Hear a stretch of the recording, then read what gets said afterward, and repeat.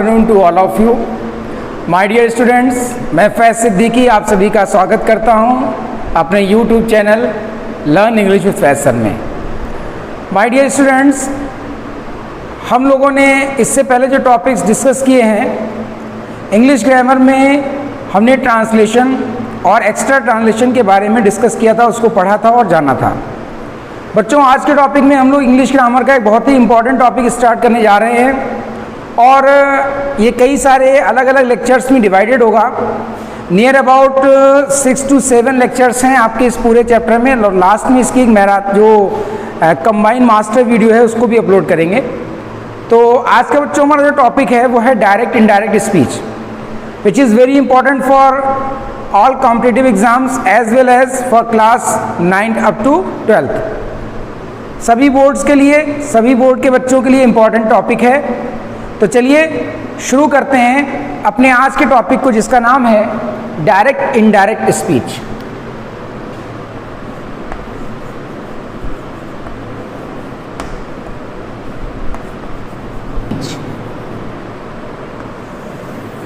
बच्चों, ये जो डायरेक्ट इनडायरेक्ट स्पीच हमारा टॉपिक है, इसमें आप लोग जान लीजिए डायरेक्ट इनडायरेक्ट को हम लोग हिंदी में क्या कहते हैं। इसको हम लोग हिंदी में कहते हैं प्रत्यक्ष अप्रत्यक्ष कथन। क्या बोलते हैं? प्रत्यक्ष अप्रत्यक्ष कथन। अब बात आती है कि ये प्रत्यक्ष और अप्रत्यक्ष कथन होता क्या है। तो इसके लिए आप लोग एक चीज़ बहुत अच्छे से जान लीजिए। देखिए, आप लोगों ने अक्सर सुना होगा कि फेस टू फेस बात करना, यानी कि आमने सामने बात करना। जब कभी किसी बात को आमने सामने यानी कि फेस टू फेस कहा जाता है, डायरेक्ट कहा जाता है, जैसे राम ने श्याम से कहा तुम अच्छे लड़के हो। देखिएगा सेंटेंस को, जैसे राम ने श्याम से कहा, क्या कहा? तुम अच्छे लड़के हो, यानी कि जैसा कहा वैसे ही जब रख दिया जाए तो वो डायरेक्ट स्पीच होता है, किसी से आमने सामने डायरेक्टली बात करना। और जब हमारी बात जो होती है उसको कोई तीसरा पर्सन बोले, यानी कि जब वक्ता द्वारा कही गई बात को किसी थर्ड पर्सन के द्वारा व्यक्त किया जाए तो क्या होगा? वो इनडायरेक्ट स्पीच होगा। जैसे राम ने श्याम से कहा था कि वह अच्छा लड़का है, कि वह अच्छा, वह मतलब श्याम। तो इस तरीके से हम देखेंगे कि डायरेक्ट इनडायरेक्ट स्पीच क्या है। स्पीच का अर्थ है कथन, यानी कि स्टेटमेंट। और कैसा बच्चों स्टेटमेंट? ये वो स्टेटमेंट जो वक्ता द्वारा कहा जा रहा है, स्पीकर के द्वारा कहा जा रहा है। जब वक्ता द्वारा कही गई बात को जैसे कहा जाए वैसे ही इन्वर्टेड कॉमास में लिख दिया जाता है तो वो हमारा डायरेक्ट स्पीच कहलाता है।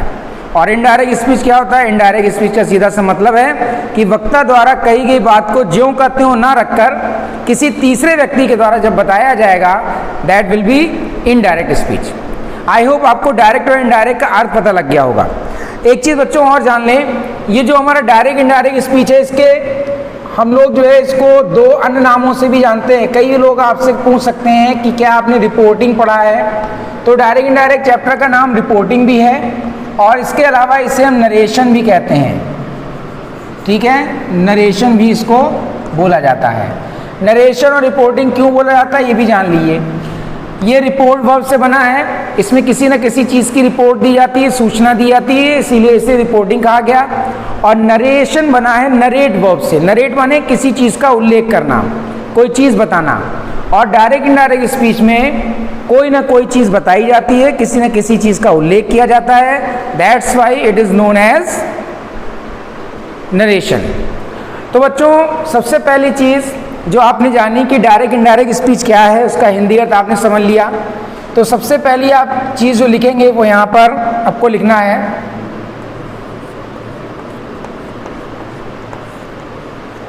वक्ता द्वारा। वक्ता मतलब स्पीकर। वक्ता द्वारा कही गई बात को ज्यों का त्यों मतलब जैसा कहा गया है वैसा ही, ज्यों का त्यों इन्वर्टेड कॉमास में लिखना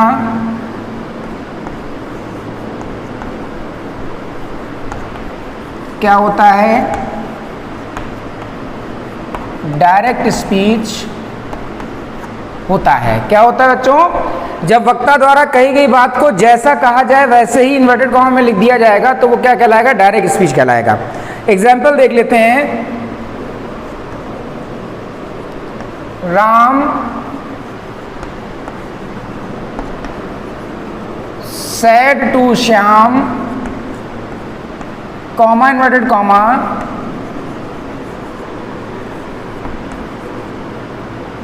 विमल is a good boy. Sentence देखेंगे। राम सेड टू श्याम, राम ने श्याम से कहा, क्या कहा? विमल अच्छा लड़का है। तो जैसा उसने कहा वैसे लिखा हुआ है, इन्वर्टेड कॉमा में है, तो ये क्या है? डायरेक्ट स्पीच कहलाएगा। अब बात करते हैं बच्चों इनडायरेक्ट स्पीच क्या होती है।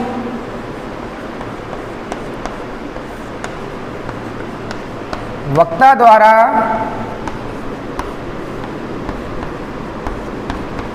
कही गई बात को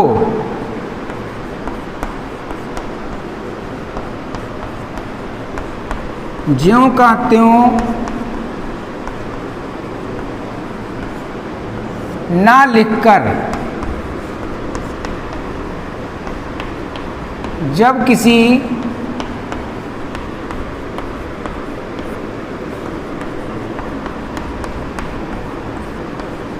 तीसरे व्यक्ति के द्वारा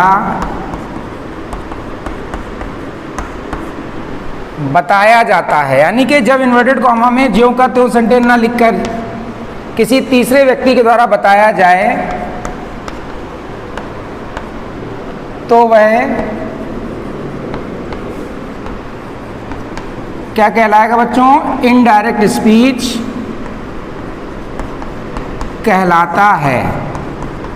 तो आपने जाना डायरेक्ट स्पीच का मतलब क्या है? वक्ता द्वारा कही गई बात को जैसा कहा गया वैसे ही लिख दिया जाएगा तो वो डायरेक्ट स्पीच होगा। और इनडायरेक्ट स्पीच क्या होगा? जब वक्ता द्वारा कही गई बात को ज्यों का त्यों ना लिखकर किसी तीसरे व्यक्ति के द्वारा बताया जाएगा, that will be known as indirect speech.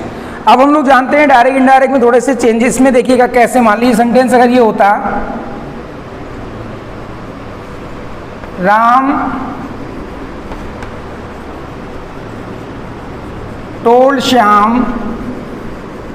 that Vimal was a good boy। Ram ने विमल को बताया कि वो अच्छा लड़का है। सबसे पहली चीज इन्वर्टेड कॉमा में नहीं दिया है तो सबसे पहले आप समझ जाएंगे कि इनडायरेक्ट स्पीच है, डायरेक्ट स्पीच है ही नहीं, ठीक है ना। तो इसके आगे बढ़ते हैं बच्चों, हम लोग जानेंगे कि डायरेक्ट इनडायरेक्ट स्पीच में किस तरीके से डिवाइडेशन होता है, किस तरीके से इसके जो जनरल रूल्स हैं उनको समझने के लिए जो हम नेक्स्ट चीज़ पढ़ाने जा रहे हैं, और बहुत अच्छे से इसको समझना है आपको ताकि कहीं पर आपको कोई प्रॉब्लम क्रिएट ना हो। तो चलिए देख लेते हैं, एक सेंटेंस देखते हैं। ऊपर हमने एक सेंटेंस लिखा था, Ram said to Shyam, comma inverted comma, फिर था विमल इज ए गुड बॉय। तो बच्चों आप देख रहे हैं सेंटेंस लिखा हुआ है, Ram said to Shyam Vimal is a good boy. इसको करना क्या है, किस तरीके से समझना है भी जान लीजिए।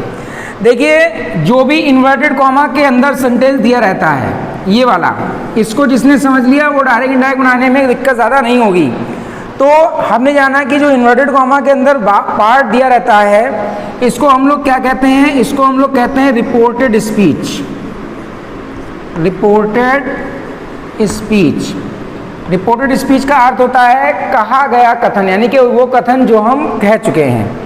तो इन्वर्टेड कॉमा के अंदर जितना भी सेंटेंस दिया रहेगा ये क्या कहलाएगा? रिपोर्टेड स्पीच कहलाएगा। और कॉमा इन्वर्टेड कॉमा से पहले जो क्रिया दी रहती है, देखिए श्याम क्रिया नहीं है, श्याम नाउन है और राम भी नाउन है, वर्ब क्या है? सैड। तो ये जो सैड टू है ये क्या होती है? ये होती है बच्चों रिपोर्टिंग वर्ब। क्या कहते हैं इसको? इसको हम लोग कहते हैं रिपोर्टिंग वर्ब। और रिपोर्टिंग वर्ब से पहले जो नाउन प्रोनाउन दिया रहता है यहाँ पर ये हमारा कहलाता है स्पीकर। क्या कहलाता है बच्चों? स्पीकर, या हम लोग इसे कहते हैं सब्जेक्ट। अब ये सब्जेक्ट किसका है?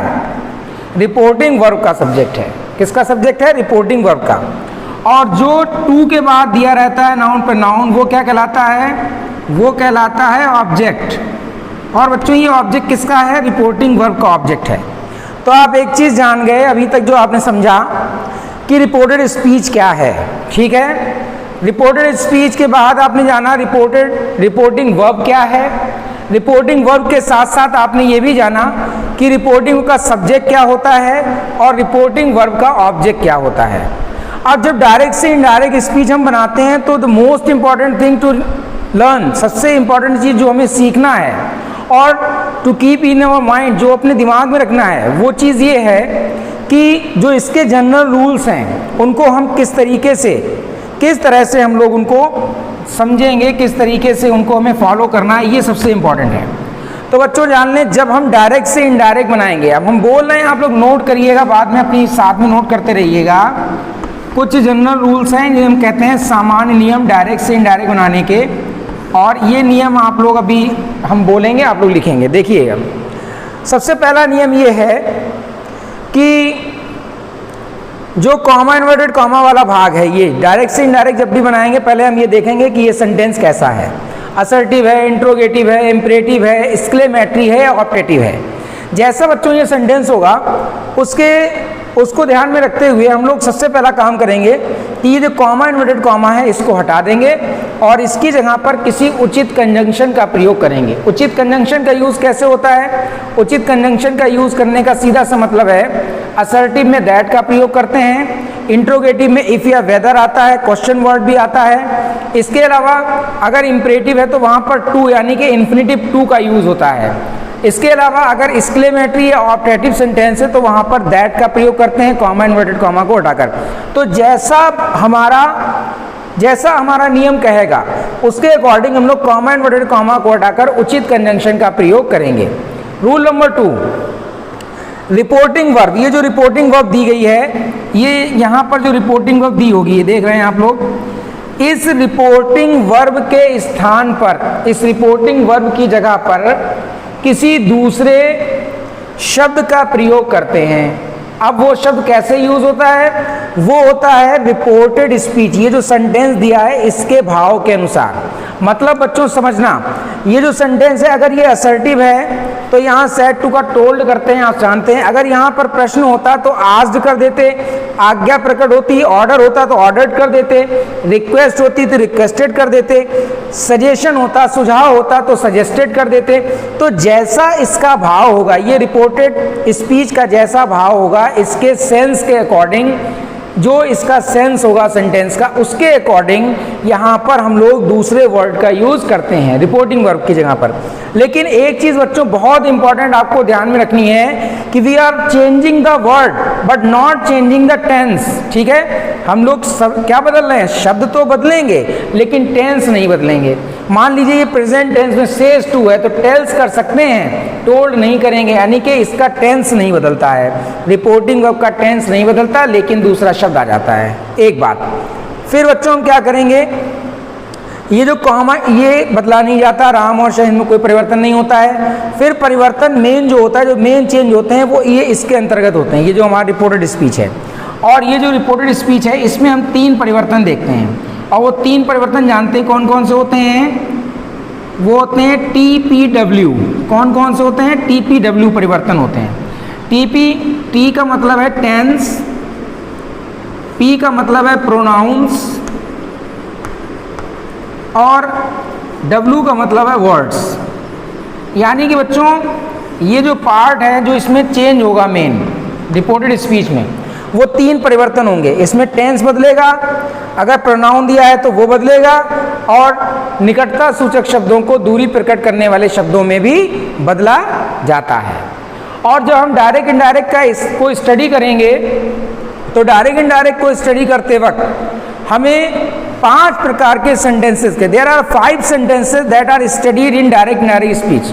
5 तरह के सेंटेंसेस होते हैं जिनको हम लोग डायरेक्ट इनडायरेक्ट स्पीच में स्टडी करते हैं। तो माय डियर स्टूडेंट्स, अब हम लोग इसके बाद में जानेंगे, सबसे पहले जो चीज़ स्टडी करेंगे वो हमारा है असर्टिव सेंटेंसेस।